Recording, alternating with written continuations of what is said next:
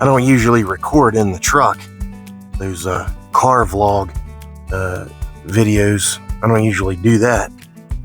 But the wind is so terrible out there today. I'm going to have to take shelter at all of our stops. We're expecting like 5 or 6 days of pretty high chance of rain. And this wind is coming out of the south and east. But it's howling out there today. Trees are all bent sideways and it's a bad time.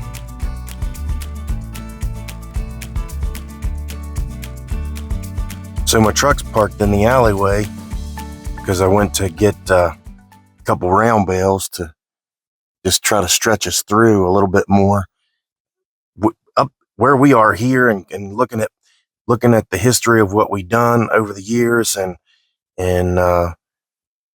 we probably are the third week of April or the 1st of May before we can just absolutely we can have a great comfort level in grazing.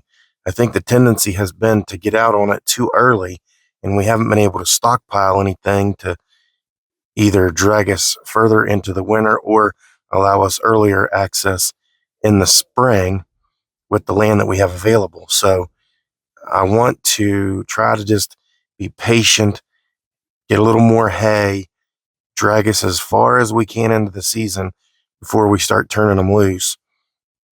And, then the grass will have a good opportunity to get going pretty good. But I just, coming out of the drought season, I want to make sure we're rested really well and hoping that we don't have another drought season this year.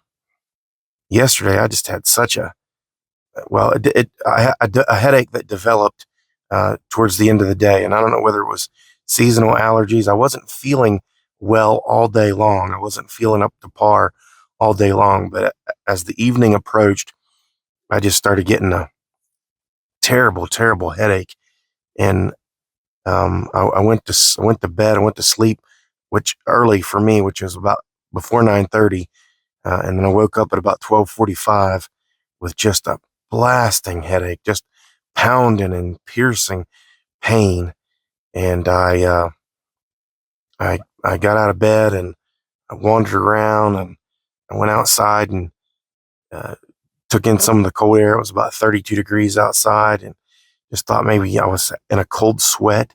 Thought maybe that would help. I was just doing anything I could, ice packs. I took a shower again at 1 o'clock last night, and I laid back down in bed about 1:55, and it was starting to give me some relief. And I just tried to sleep as long as I could to sleep through it.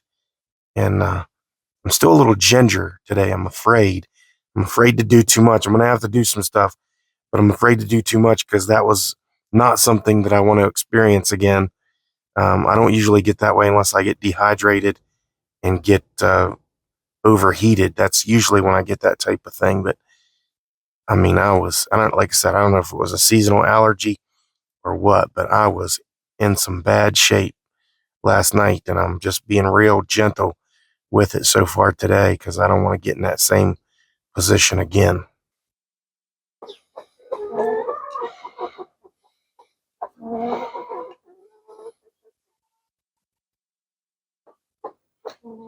You girls need some water, don't you? You're pretty aggressive about it. So I'll work to get that situation figured out for you.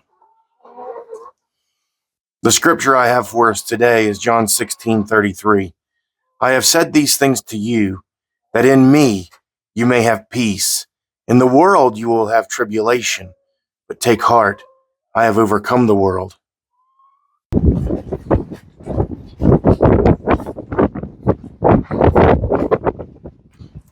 It's windy, Cindy.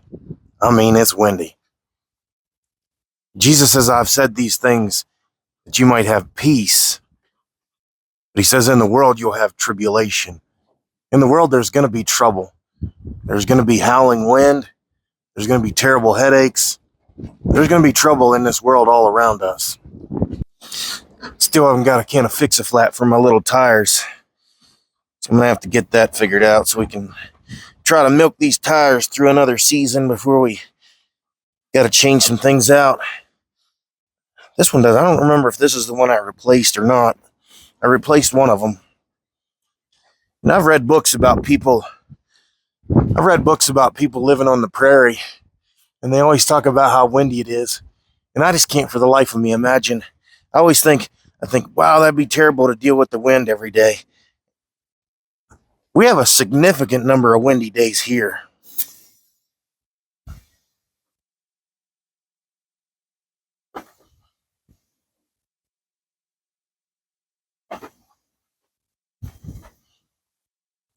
You know, whether it's those disciples in that upper room or me out here trying to get some farm chores done, dealing with the wind and headaches, and I've been dealing with some sciatic pain, and I'm not belly aching about me per se, but there are going to be all kinds of troubles in this world. He's not sugarcoating, and I think sometimes people think that once they become a believer, everything's going to be roses, or that if they experience any kind of trouble, they must not have enough faith. He doesn't say that at all. Those apostles were as close to Jesus as you could possibly be, and they suffered some tremendous troubles. There's going to be trouble and tribulation in this world. He's preparing us.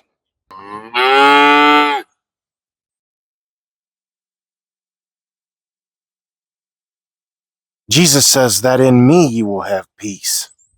Not that there won't be water leaks or hay shortages or droughts or all kind of animal problems. Wintertime. It's not calm outside. I have found a little pocket where the wind is above me.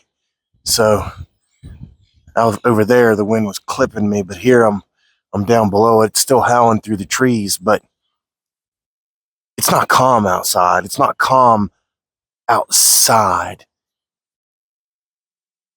But surrendering ourselves to Him, giving ourselves over to Him, peace within, knowing that He's got it. He's got this. That He's promised me something greater. That with all the things that I encounter on this earth are nothing. That He has promised me eternal peace with Him. All right, ladies, this is probably going to be your last day over here.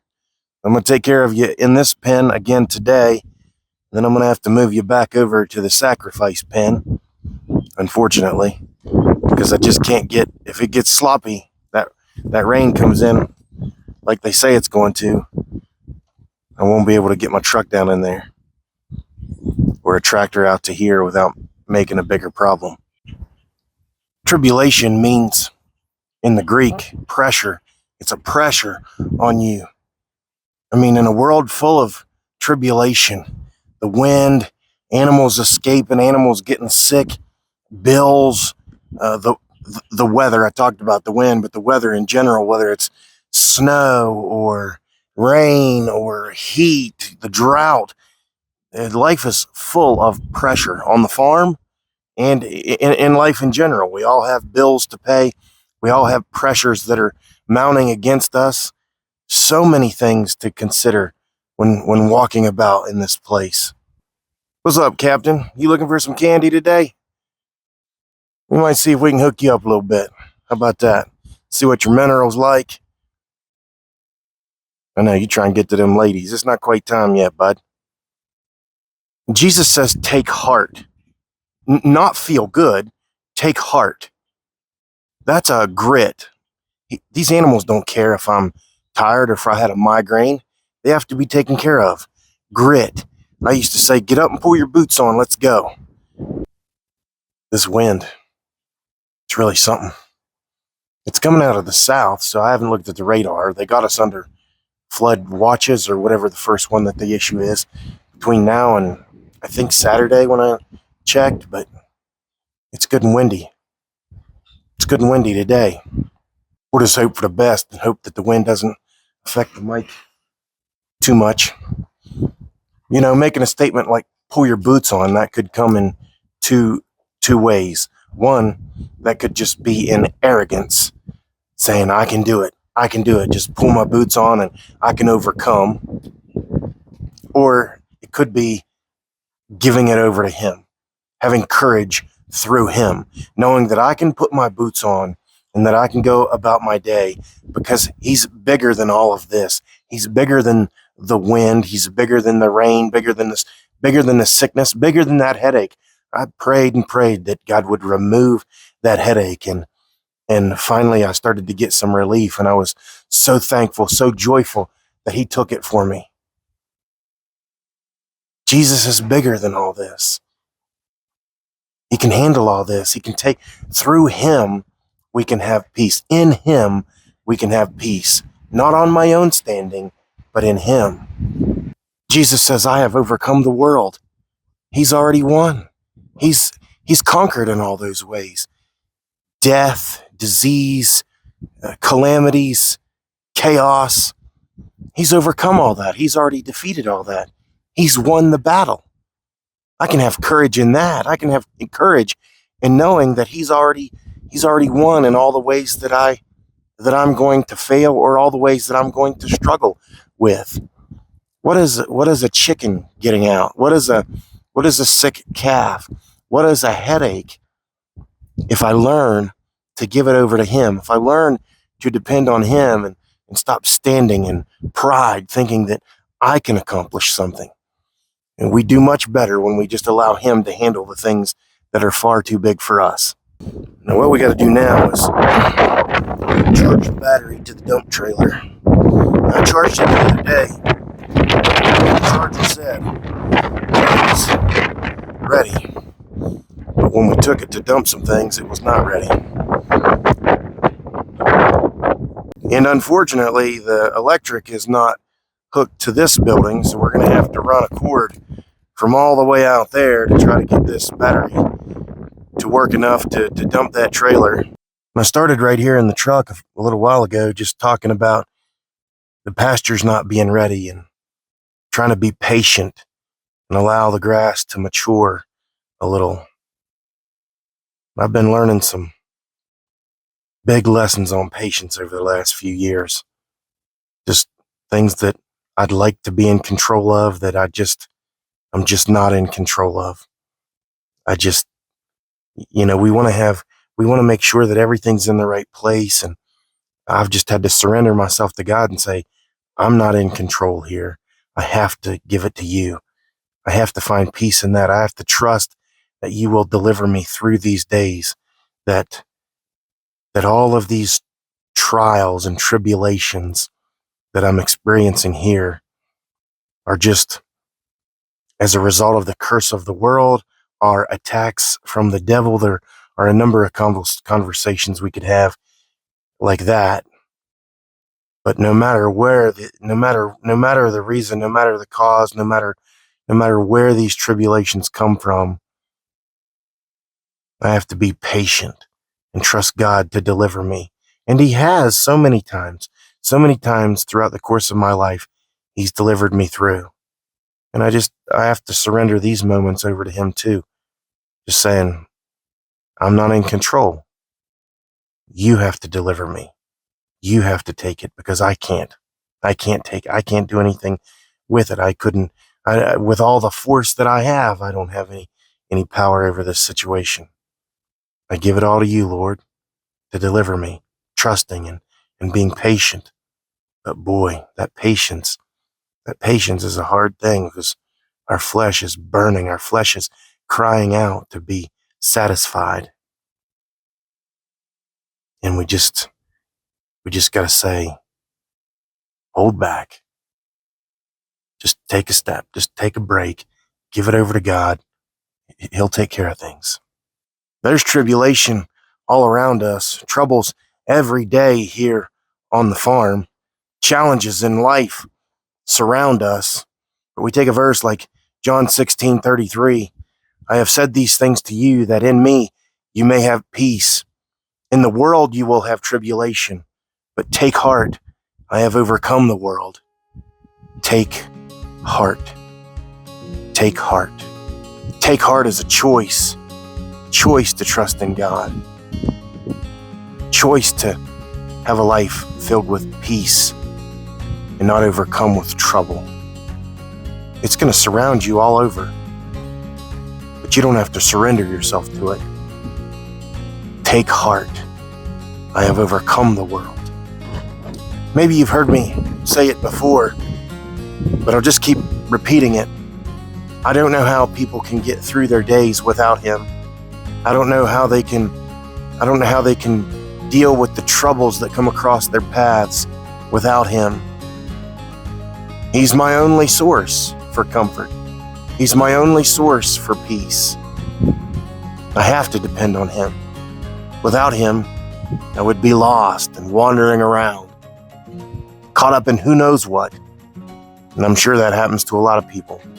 They're caught up in who knows what, searching for a way to get away from the trouble, to cause the pain and the agony and the anguish to go away. He's the only one. He's the only one that can do that. He's the only one that can do that on the farm. He's the only one that can do that at the bank. He's the only one that can do that at the hospital. He's the only one that can do that at the supermarket. No matter where you work, no matter where you're caught up in life, he's the only one that can offer you peace. Hey, y'all have a good day. Love you.